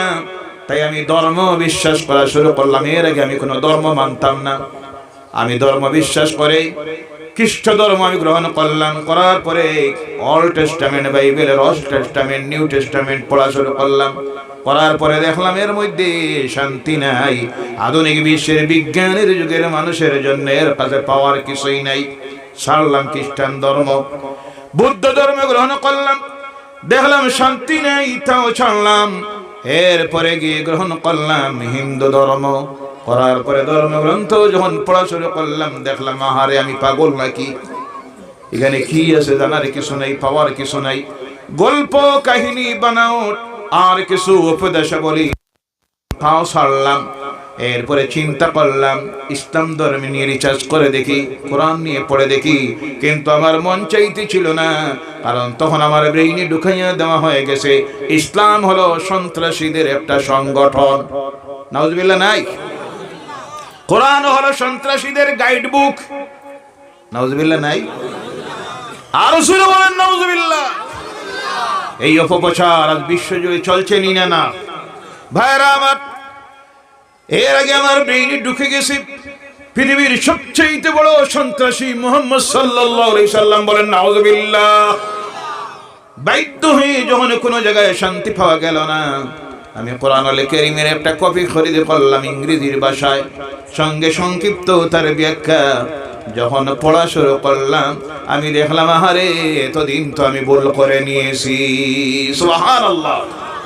ওই কোরআন কি যখন আমি পড়া শুরু করলাম, যতই পড়ি ততই আমি দেখি যে জিনিসের অভাব ছিল আমার, ওই জিনিসটা আমি পেয়ে গেছি কোরআনে, যার নাম হলো শান্তি। সুবহানাল্লাহ। এর জন্য আমার আল্লাহ সুবহানাহু ওয়া তাআলা তার কালাম কোরআনুল কারীমের মধ্যে আল্লাহ বলছেন, আলা বিযিকরিল্লাহি তাতমাইন্নুল কুলুব। জোরে বলো আল্লাহু আকবার। মানুষের হৃদয়ের সান্ত্বনা দিতে পারে আল্লাহর জিকির। এখানে জিকির দিয়ে আল্লাহ লা ইলাহা ইল্লাল্লাহ জিকির নয়। মুফাসসিরিন কিরামরা লিখতেছেন এখানে জিকির দিয়ে অর্থ হলো এই জিকিরে হাযা তিলাওয়াতিল কোরআন, আল্লাহর কালাম কোরআনের তিলাওয়াত। সুবহানাল্লাহ বলে যতই বেশি করে তিলাওয়াত করবেন ততই মনে অন্তরে শান্তি আর শান্তি আসবে। পড়ে দেখবেন যাদের তিলাওয়াত জানা আছে, পড়ে দেখবেন প্রতিদিন আজ থেকে আমল করে নিন। আর সম্ভব না হয় ফজরের পর আধা ঘন্টা, কত সময়, আর মাগরিবের পরে সম্ভব না হয়, ব্যস্ততম পৃথিবী, বিভিন্ন ব্যস্ততা আছে। আর আজ যখন এশার পর ঘরে আসবেন ঘুমানির আগে আধা ঘন্টাও যদি সম্ভব না হয় 15 মিনিট, কত মিনিট, বেশি যদি সম্ভব না হয় এক রুকু উঠতে সম্ভব হয় আধা পারা, এক পারা, তাও যদি সম্ভব না হয় মাত্র এক রুকুর আমল তৈরি করবেন। করে গিয়ে দেখবেন 1 মাস তিলাওয়াত করার পরে দেখবেন এই মনের মধ্যে আল্লাহর কালাম তিলাওয়াতে কি শান্তি দেয়, যে শান্তি দুনিয়ার কোনো জায়গায় পাওয়া সম্ভব হবে। কিন্তু আজকে আফসোস, তিলাওয়াত যে আমি করবো, আমি তো তিলাওয়াতই জানি না। অনেক আছি যাদের সবচেয়ে বড় একটা বদ অভ্যাস হলো তিলাওয়াত জানি, কিন্তু অপেক্ষা করি আমরা ভাবি কোরআন তিলাওয়াতের একটা মাস যার নাম হলো রমজানের মাস। কোন মাস? মনে মনে নিয়ত করে আল্লাহ তুমি যদি হায়াতে থাকো আর আমিও যদি থাকি ইনশাআল্লাহ আগামী রমজানে এক খতম, কয় খতম, ভিতরে নিয়ত জাহানি কান কয় না যে রমজানের বাদে আল্লাহর কসম আর কোরআন শরীফ পড়তাম না। নাউজুবিল্লাহ বলেন। ও আমার ভাইয়েরা, ও মুসলমানেরা, আজকে কেন আমরা কোরআন তিলাওয়াত জানি না? এর মূল্যায়নের সময়। আজ যে আমার সমাজের মানুষ আল্লাহর নাফরমানির দিকে দিন যত যাচ্ছে, আল্লাহর নাফরমানির দিকে যাওয়া অন্যতম 2টা কারণ। কয়টা? কথা বুঝা স্যার? কয়টা? কথা বলেন আওয়াজ করে, কয়টা? 1 নম্বরে হলো আমার এই সমাজের মানুষ দুনিয়ার যে জ্ঞান, যেটাকে জেনারেল এডুকেশন বলা হয়, দুনিয়ায় যে জ্ঞান দিয়ে মানুষ চলে, যে জ্ঞান আমার এই দেশের স্কুল, কলেজ, ইউনিভার্সিটিতে দেওয়া হয়, ওই জ্ঞান থেকে আমার সমাজের মানুষ অনেক দূরে সরে গেছে, অনেক পিছনে পড়ে গেছে। আমার সমাজের মানুষের মধ্যে অশিক্ষিতের হার কম, শিক্ষিতের হার বেশি হওয়ার কারণে আজ আমার এই সমাজের মানুষ আল্লাহর নাফরমানির দিকে যাইতেছে। আর 2 নম্বরে যে আজ আমরা লাঞ্ছনার শিকার, বঞ্চনার শিকার, নির্যাতনের শিকার, অত্যাচারের শিকার হচ্ছি, এর আরেকটাই কারণ হলো ওই সব কিছুর মোকাবিলা করার জন্য যে হাতিয়ারের প্রয়োজন, ওই জ্ঞানের হাতিয়ার আমাদের কাছ থেকে বিদায় নিয়েছে, যার কারণে আজকে আমাদের এই অবস্থা। 2 নম্বরের কারণ হলো যে জ্ঞান মানুষকে আল্লাহর নাফরমানির থেকে বিরত করে, যে জ্ঞান মানুষের হৃদয়ে আল্লাহর ভয় ঢুকাইয়া দেয়, সেই জ্ঞান হলো আল্লাহর কালাম কোরআনুল কারীমের জ্ঞান। ওহির মাধ্যমে আল্লাহর পক্ষ থেকে আখিরি জামানার নবীর কাছে যে জ্ঞান এসেছে, ওই জ্ঞান দিয়ে মানুষের হৃদয়ে আল্লাহর ভয় ঢুকে। আর আল্লাহর ভয় যখন মানুষের ভিতরে ঢুকে যায়, তখন সেই ব্যক্তি আল্লাহর নাফরমানির কাজ করতে পারে। আর সেই জ্ঞান শূন্য আমরা। কেন এই অবস্থা তৈরি হলো? আমরা যে দেশে বসবাস করি, এই দেশের নাম হলো ভারতবর্ষ। কোন দেশ? আওয়াজ করে বলেন, কোন দেশ? আমাদের জন্মভূমির নাম কি? আওয়াজ করে বলুন। আমরা কি বাংলাদেশি? কথা বলবেন। এখানে কোনো বাংলাদেশি আছে? সারা হাইলাকান্দিতে মুসলমানদের মধ্যে কোনো বাংলাদেশি আছে? কিন্তু আফসোস লাগে, দুঃখ লাগে, কিছু পাগল ছাগল আছে যারা কয় এরা আসাম থেকে যাইতো না, ইলা না করলে ওলা না করলে এরা যাবে কোথায়? আরে বেকুফেরা, এরা যাবে কোথায়? এদের জন্মভূমি ভারতবর্ষ। সুবহানাল্লাহ বলেন। জন্মেছি এই ভারতে, থাকবো এই ভারতে, মরবো এই ভারতে, কিয়ামতের দিন উঠবো এই ভারত থেকে। কথা ঠিক কি না? কোন মায়ের ফুটের সাহস নাই একজন ভারতীয় মুসলমানকে এই দেশ থেকে, রাজ্য থেকে তাড়ানির। কথা ঠিক কি না? কারণ এই দেশের স্বাধীনতার জন্য আমরা রক্ত দিয়েছি। আমাদের পূর্ববর্তী ওলামায়ে কেরামরা, পীর বুজুর্গেরা আমাদের পূর্বপুরুষেরা রক্ত যখন দিয়েছে এই দেশ স্বাধীন হয়েছে। এই দেশের সঙ্গে আমাদের কলিজার চাইতেও মহব্বতে বেশি, কথা ঠিক কিনা? এই দেশের কোনো ক্ষতি হোক সেটা আমরা কখনো বরদাস্ত করব? আমরা যদি বাংলাদেশে যাওয়ার ইচ্ছা হতো, পাকিস্তানে যাওয়ার যদি ইচ্ছা থাকতো, যেই দিন দেশ দুই ভাগ করা হলো, কয় ভাগ? ধর্মের ভিত্তিতে তৈরি করা হলো পাকিস্তান, ধর্মনিরপেক্ষ রাষ্ট্র তৈরি করা হলো ভারত। সেদিন দুই দেশের জনগণকে সুযোগ দেওয়া হয়েছিল, যারা বাংলাদেশ এই পাকিস্তানে যেতে চাও পাকিস্তান চলে যাও, যারা ভারতে আসার ভারতে আসো। আমরা যদি যাওয়ার ইচ্ছা হতো সেই দিন আমরা চলে যাইতাম পাকিস্তানে, কোন দেশে, কিন্তু যাই নাই। তার কারণ এই দেশের মাটির সঙ্গে আমাদের অন্তরের আত্মার কলিজার সম্পর্ক, কথা ঠিক কিনা? সেই দিনও যাই নাই, আজও যাব।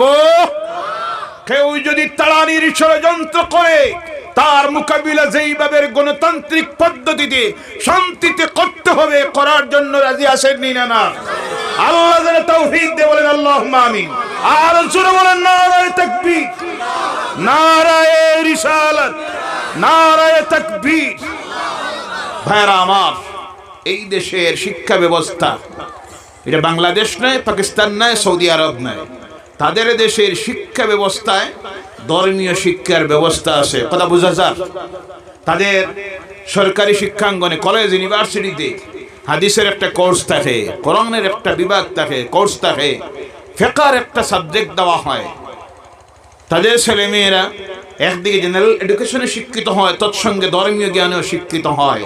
আমরা যেই দেশে আসি, এই দেশের শিক্ষা ব্যবস্থা হলো সেকুলার শিক্ষা ব্যবস্থা, ধর্ম নিরপেক্ষ শিক্ষা ব্যবস্থা।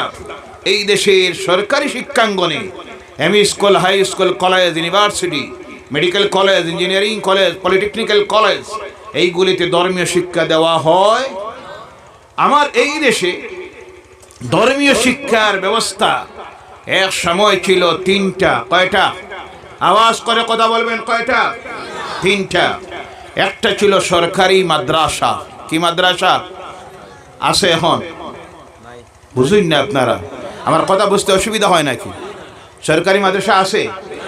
নাই, বন্ধ করে দেওয়া হলো। অপরাধটা কি? অপরাধ হলো সরকারি মাদ্রাসা দেখা গেল এখানে বিশেষ একটা সম্প্রদায়ের ছেলেরা বিশেষ করে পড়ে। একদিকে দেখা যায় এরা আলেম হয়, সুবহানাল্লাহ বলেন, আর একদিকে দেখা যায় ডাক্তার হয়ে যায়, সুবহানাল্লাহ নাই? একদিকে আলেম হয়, মুহাদ্দিস হয়ে যায়, মুফাসসিরুল কোরআন হয়ে যায়, ফিকহি হয়ে যায়, আর আরেকদিকে দেখা যায় ওসিও হয়ে যায়, ডিসিও হয়ে যায়, হাইকোর্টের আইনজীবী হয়ে যায়, সুপ্রিম কোর্টের আইনজীবী হয়ে যায়, ডাক্তার হয়ে যায়, ইঞ্জিনিয়ার হয়ে যায়, বৈজ্ঞানিক হয়ে যায়। দেখা গেল কিভাবে আটকানি যায়, তখন অজুহাত বানানি হলো সরকারের টাকায় পরিচালিত সরকারি মাদ্রাসায় ধর্মীয় শিক্ষা দেওয়া যাবে। নাউজুবিল্লাহ বললা না?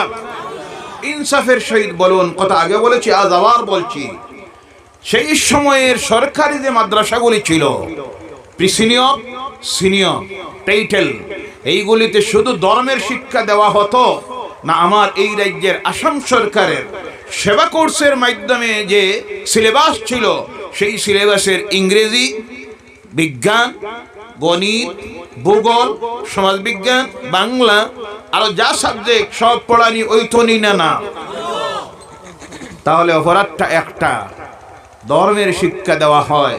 বলুন তো, ধর্মের শিক্ষা গ্রহণ করলে মানুষ ভালো হয় না খারাপ হয়? এই মাদ্রাসায় যারা পড়তো এরা গিয়ে সুর হইতো, কথা বলবেন, ডাকাত হতো, সন্ত্রাসী হতো, ঘুষখোর হতো। এরা গিয়ে দেখা যাইতো একদিকে মাদ্রাসার শিক্ষক, মসজিদের ইমাম, মসজিদের খতিব, ভালো মানুষ তৈরি হতো। তখন এক শ্রেণীর মানুষের গায়ে জ্বালা যন্ত্রণা শুরু হলো। এই অজুহাত বানিয়ে সরকারি মাদ্রাসাকে বন্ধ করে দিল। যারা করলো, আল্লাহর কাছে আবারও দোয়া করি, মাবুদ, যারা তোমার কোরআনের বিরুদ্ধে, তোমার রাসূলের হাদিসের বিরুদ্ধে হাত ধরেছে, তুমি এই ইনসাফটাই জমিনে করিও। সকলে বলেন আল্লাহুম্মা আমিন। শেষ হয়ে গেল একটা, থাকলো দুইটা। কয়টা? দুই নম্বরে যেটা হলো সেটা হলো বেসরকারি মাদ্রাসা। কি মাদ্রাসা? বেসরকারি মাদ্রাসা। আমার এই দেশে ইসলামের শিক্ষা গ্রহণ করার জন্য একটাই মাত্র মাধ্যম, যেটা 1 নম্বরের হলো বেসরকারি মাদ্রাসা। ওই বেসরকারি কওমি মাদ্রাসায় আমাদের ছেলে মেয়েরা যায়, বেশিরভাগ ছেলেরা 1 থেকে 2%, কথা ঠিক কিনা? জি, কথা বোঝা যায়। কারণ অনেক কাছে যারা দেয় না, বেশিরভাগ আমার সমাজের কিছু মানুষের ব্রেইনে চিন্তা ঢুকছে, বেসরকারি কওমি মাদ্রাসায় যদি ছেলে দেয় লাইফ শেষ। কোনটা শেষ? লাইফ শেষ, জীবনও না, ইংলিশও জানে, লাইফ শেষ। পড়িয়ে গিয়ে করতো কি? ইমামতি, দাওয়াত, জিয়াফত, খতম, এছাড়া লিল্লাতুল্লাহ, যাকাত খাওয়া, এছাড়া এর ডিউটি নাই। নাউজুবিল্লাহ বলেন, আর জোরে বলেন নাউজুবিল্লাহ। এই ভুল চিন্তাধারা থেকে বাইর হয়ে আসতে হবে। আজ প্রতিটি কওমি মাদ্রাসায়, বেসরকারি মাদ্রাসায় একদিকে দেওয়া হয় ধর্মের জ্ঞান, আর একদিকে দুনিয়ার জ্ঞান আছে না নাই? তাছাড়াও অনেক সময় আমরা দেখি আজকে প্রতিটি মাদ্রাসার ছাত্ররা একদিকে মাদ্রাসা কোর্স কমপ্লিট করতেছে, privately matric, higher secondary, degree, MA, PhD, MBBS পর্যন্ত পাস করে একদিকে হাফিজে কোরআন হয়ে রমজান মাসের খতম তারাবির ইমামতি করতেছে, আর রাত 9টায় চেম্বারে গিয়ে বসে ডাক্তার হয়ে রোগী দেখতেছে। বলেন সুবহানাল্লাহ। উদাহরণ আছে না নাই? সুবহানাল্লাহ বলেন, সুবহানাল্লাহ। ভুল ধারণা থেকে উত্তরে আসেন। বেসরকারি কওমি মাদ্রাসায় পড়লে এটা কি শর্ত যে এর বাদে গিয়ে চাঁদা তোলা লাগবো, ইমামতি করা লাগবো, দাওয়াত জিয়াফত ছাড়া আর কিছু করা এর জন্য নাজায়েজ, হারাম, এমন কোনো ফতোয়া আছে? কথা বলবেন। আর অগণিত বেসরকারি মাদ্রাসায় পড়ে আলিম হয়ে, মুহাদ্দিস হয়ে, মুফতি হয়ে একদিকে কম্পিউটার নিয়ে বসে কাজ করতেছে, ল্যাপটপের সামনে বসে কাজ করতেছে, MA পাস করতেছে, PhD পাস করতেছে, অগণিত প্রমাণাদি আছে। একদিকে মাদ্রাসা শিক্ষকের দায়িত্বটা পালন করতেছেন, মসজিদের খতিব হিসাবে ডিউটি আদায় করতেছেন, আর একদিকে সমাজের বিভিন্ন শ্রেণী পেশায় গিয়ে তারা কাজ করতেছে। সুবহানাল্লাহ বলেন। এই ভুল চিন্তাধারার কারণে কিছু মানুষ আছে অভিজাত পরিবারের এবং একটু যারা এই মধ্যবিত্ত, তারা তাদের ছেলেদেরকে আজ মাদ্রাসায় দেয় না। এই ভুল ধারণা থাকার কারণে এর থেকে আমরা যেন বাইর হয়ে আসতে পারি, আল্লাহ যেন তৌফিক দেয়। সকলে বলেন আল্লাহুম্মা আমিন। ওই যে মাদ্রাসাগুলি, বেসরকারি মাদ্রাসা আমার এই দেশের আজকে করুণ অবস্থা, তার কারণ হলো একটা সময় ছিল এই দেশের সরকার থেকে বিভিন্ন অনুদান পাওয়া যাইত, এখন আছে, কথা বলবেন নাই, সব বন্ধ করে দেওয়া হয়েছে। একমাত্র ওই মাদ্রাসাগুলি আজ নির্ভর করতেছে আমার সমাজের, আমার ধর্মাবলম্বী মানুষের দান খয়রাতের উপরে। ও আমার ভাইরা, ও মুসলমান, জেনে রাখেন, আজকে এই ভারতের যদি বেসরকারি মাদ্রাসা বন্ধ হয়ে যায়, আল্লাহ না করুক, বলেন আল্লাহুম্মা আমিন, এইগুলির বিরুদ্ধে ষড়যন্ত্র করতেছে। আমরা যারা দায়িত্বে আছি আমরা জানি কয়েকদিন পর পর একটা অর্ডার আসে, ওটার হিসাব দে, এটার রেকর্ড দেও, ওটা দেও। আমি একদিন প্রশ্ন করেছিলাম মাননীয় SP সাহেবের ওখানে বৈঠক ছিল, মাদ্রাসা প্রধানদেরকে যখন ডাকা হয়েছিল কাছাড় জেলা, আমি বললাম স্যার আপনারা কয় টাকা দেন এই মাদ্রাসায়? এটা তো দেওয়ার নিয়ম নাই। বলে টাকা দেওয়ার নিয়ম নাই, এই হিসাবে নেওয়ার নিয়ম আছে। টাকা দিতে নাই, সরকারি আইনে মানে না। পড়ে কয়জনে পড়াইলো, শিক্ষকদের সার্টিফিকেট দেও, ছাত্রদের বার্থ সার্টিফিকেট দেও, আর কি দেও, এই দেও সেই দেও। টাকা দেওয়ার ক্ষমতা নাই, হিসাব নেওয়ার ক্ষমতা আছে। নির্লজ্জ বেহায়ারা, আমার টাকায়, আমার জমিনে, আমার মাদ্রাসা চলতেছে, তোমাকে কে অধিকার দিল এর খবর নেওয়ার? কথা ঠিক কিনা? খবর যদি নিতে হয় টাকা দেন, ইউনিফর্ম দেন, বই দেন, শিক্ষকদেরকে অনুদান দেন, এরপরে হিসাব নেন। কথা ঠিক কিনা? না দিয়ে হিসাব নেওয়া, এর লেখা নির্লজ্জ আর থাকতে পারে? জি, আল্লাহদেরকে হেদায়েত করুক, সকলে বলেন আল্লাহুম্মা আমিন। বলতেছিলাম আমার ভাইয়েরা, এই মাদ্রাসাগুলির করুণ অবস্থা, তার কারণ হলো আমার সমাজের মানুষ এখনো পর্যন্ত ভারতের মুসলমানের গুরুত্ব বুঝতে পারে নাই। ও মুসলমান, জেনে রাখেন, এই মাদ্রাসাগুলি যদি বন্ধ হয়ে যায়, আল্লাহ না করুক, এই ভারতের সমস্ত মক্তব মসজিদ বন্ধ হয়ে তারা সেটা চাইতেছে, তারা যেটা চাইতেছে আমরা যদি সেটা করি, এর চাইতে দুর্ভাগা কপাল পোড়া জাতি হতে পারবে না। তারা চাইতেছে মাদ্রাসাগুলি বন্ধ করে দেওয়ার জন্য, কারণ তারা দেখতেছে এই মাদ্রাসা যতদিন জিন্দা আছে ইসলাম জিন্দা আছে।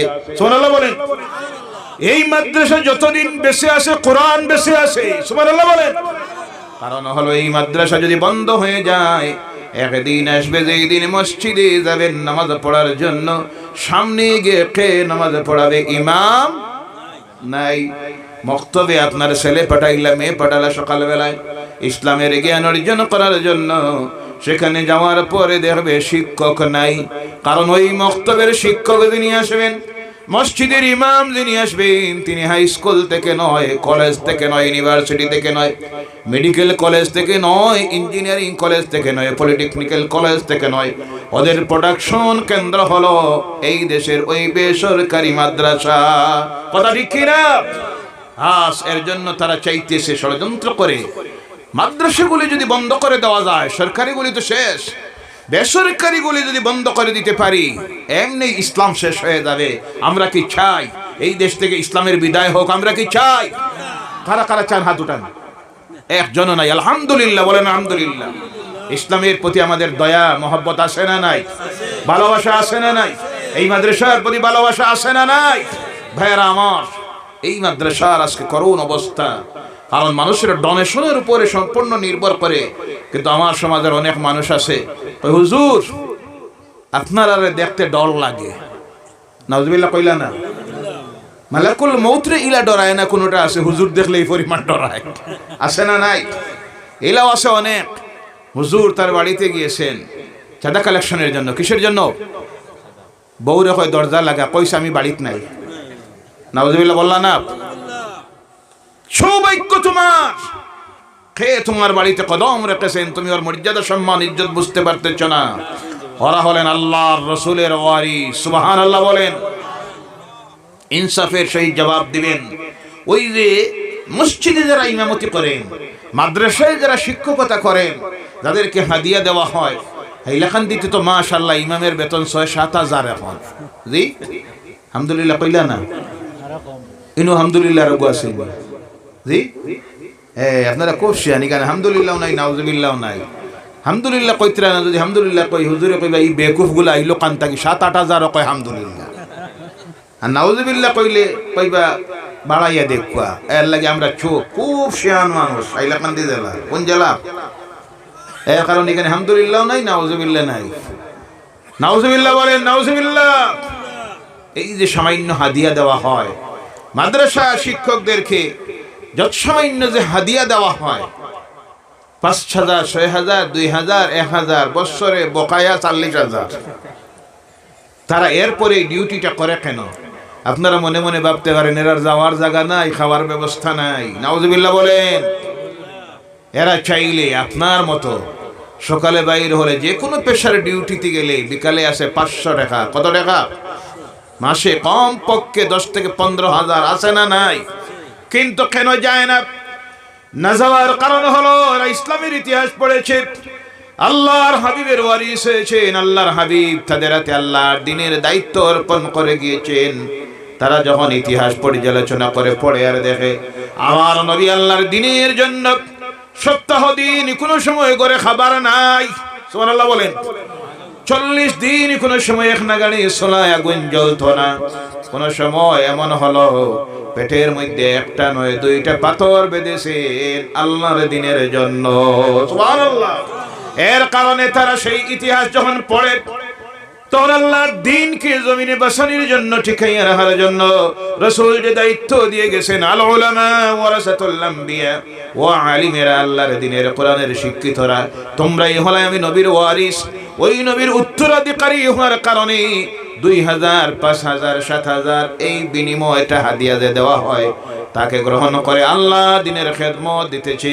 আর তোমার বাড়ির ঘরের দরজার সামনে গিয়ে যখন হাত পাতাইল, তুমি যে ব্যবহারটা করলা, কার সঙ্গে এই ব্যবহারটা করতেছ? আল্লাহর হাবিবের ওয়ারিসদের সঙ্গে এই ব্যবহারটা করবা না। কারণ এরা যদি এই দায়িত্ব ছেড়ে দেয়, এই জমিনে ইসলাম টিকে থাকবে না, মসজিদ টিকে থাকবে না, মক্তবে টিকে থাকবে না। তারা দেখতেছে যদি আমরা এই দায়িত্ব ছেড়ে দেই, মসজিদ যদি বন্ধ হয়ে যায়, মক্তব যদি বন্ধ হয়ে যায়, এই জমিন থেকে আল্লাহর দ্বীনের বিদায় হয়ে যাবে। আর যদি বিদায় হয়ে যায়, ১ নম্বরে জবাব দিয়ে হতে হবে কিয়ামতের দিন আল্লাহর কাছে আমরা আলিম ওলামারা। কথা ঠিক কিনা? এর কারণে আপনার দোয়ারে যায়, মার্কেটে যায়, বাজারে যায়, যাকাত দাও, সদকা দেন, দান দেন, সুপারি দেন, চাল দেন। এটা তাদের নিজের পেট ভরার জন্য নয়। অনেক আছে কমেন্ট করে, খাইয়ে দেয় কোনো কাম নাই, খালি মাদ্রাসা খোলা আর সান্দা করা। নাউজুবিল্লাহ বলেন। আরো অনেক আছে কয় এখানে এক মাদ্রাসা, ওখানে আরেকটা কেন? আমি সেই দিন এক জায়গায় বলেছিলাম এখানে একটা ইংলিশ স্কুল, ওখানে আরেকটা কেন? কারণ হলো আমরা খুলতেছি এই জমানায় প্রতিযোগিতায় টিকে থাকতে হলে যুগ উপযোগী শিক্ষার প্রয়োজন, ভালো রেজাল্টের প্রয়োজন, আমাদের ছেলেমেয়েরা সুশিক্ষায় জেনারেল এডুকেশনে শিক্ষিত হওয়ার প্রয়োজন। প্রয়োজনে এখানে একটা ইংলিশ স্কুল, ওখানে ইংলিশ স্কুল একটা, ওখানে আরেকটা খোলা ভালো না খারাপ? ভালো। এটা যদি ভালো হয় জাতির জন্য, সমাজের জন্য, তাহলে ইসলামকে বাঁচানোর জন্য, কোরআনকে বাঁচানোর জন্য ওখানে যদি হয় একটা হাফিজিয়া মাদ্রাসা, ওখানে যদি হয় আরেকটা খারিজিয়া মাদ্রাসা, মৌলভিয়ানার মাদ্রাসা, তাতে অসুবিধা আছে নাই? এর কারণে কিছু মানুষ যা আছে ইসলামের নাম শুনতে গিয়ে যাদের গায়ে মুনাফিকের অ্যালার্জি আছে, কি আছে? মুনাফিকি নামের অ্যালার্জি আছে। মাদ্রাসা দেখা মাত্র গায়ে জ্বালা যন্ত্রণা শুরু হয়ে যায়। ওই কাফির মুশরিকগুলির যেই ভাবে জ্বলে, আমার সমাজে এক শ্রেণীর মুনাফিকেরা আছে যারা আলেম ওলামাদেরকে আর বেসরকারি মাদ্রাসা দেখতে গায়ে জ্বালা যন্ত্রণা শুরু হয়ে যায়। আল্লাহ এদেরকে হেদায়েত করুক, সকলে বলেন আল্লাহুম্মা আমিন। আপনাদের হাতের মুক্ত দানের উপর নির্ভর করতেছে এই মাদ্রাসাগুলি আজকে টিকে থাকা। কিন্তু আমার সমাজের মানুষ এই মাদ্রাসার গুরুত্ব দেয়। আমি অনেক সময় উদাহরণ দেই, এখানে রাখা হলো 3টা দান বাস্ক। কয়টা? কয়টা? একটার উপরে লেখা মসজিদের কাজের জন্য সাহায্য করুন। 2 নম্বরটার উপরে লেখা আল্লাহর ওলির রোজার কাজের জন্য সাহায্য করুন। কথা বোঝা যায়? 3 নম্বরটার উপরে লেখা মাদ্রাসার সাহায্যার্থে দান করুন। কয়টা বাক্স? 1 মাস পরে 3টা যখন খোলা হইল, দেখা গেল যেটার উপরে লেখা মসজিদের জন্য দান করুন বাইর হইল 50,000। কত হাজার? আলহামদুলিল্লাহ বললা না? কারণ এখানে 50,000-এর দরকার আছে। টাইলস লাগতো। কি লাগতো? টাইলস লাগবে, এসি লাগানি হবে, বিদেশ থেকে জড়বাতি আনি লাগানি হবে, 3 ফাউন্ডেশন দেওয়ার দরকার। কারণ হলো এখানে ফজরের নামাজে থাকে 60 জন। জি কয়জন? 5 জন। মাগরিবের নামাজে 7 জন, এশার নামাজে 6 জন। এর লাগি এখানে টাইলসের দরকার, 5 তলা বিল্ডিং এর দরকার, এসির দরকার, জড়বাতির দরকার। নাউজুবিল্লাহ বললেন না? ওই যে 5টা 6টা যারা গেল, এরারে নামাজ পড়াইতো কে? মাস্টার সাহেব। জি কথা বলেন না? এখন তো কিছু মাস্টারও আছে, মৌলবীরা কি জানে, দৌড় দিয়ে আগে যায় গিয়া। জি আসে না? নাই। মাঝে এক জায়গার ঘটনা, একজনে বললো হুজুর একামতের সময় ওর আগে পিছনে দিশায় ইমাম আইতে একটু দেরি হইলে দৌড় দিয়ে আগে যাইতো গিয়া। গেছে একদিন, মনে মনে ভাবে আমি কম নি, আগে গেছে গিয়েই পয়লা রাকাতে সূরা ফাতিহার পরে দিছে সূরায় নাস পড়িয়া।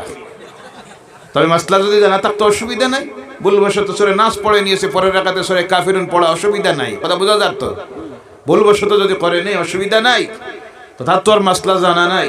2-4টা বাংলা বই সম্ভবত পড়ছে, পড়িয়া তো মনে মনে ভাবে এরা কি জানে, এর চাইতে তো আমি কত বড় জ্ঞানী। দৌড় দিকে দিছে পয়লা রাকাতে সূরা ফাতিহার পরে সূরা নাস, 2 নম্বর রাকাতে সূরা ফাতিহা পড়িয়া চিন্তা করে আল্লাহ যে মুসিবতে পড়লাম ইমাম হাজাত লাগিয়া, এখন কোনটা পড়তাম? পিছনে আরো 2-4টা আসলো, এগুলো আলিম নাই। পিছন থেকে একজনে কয় লুকমা,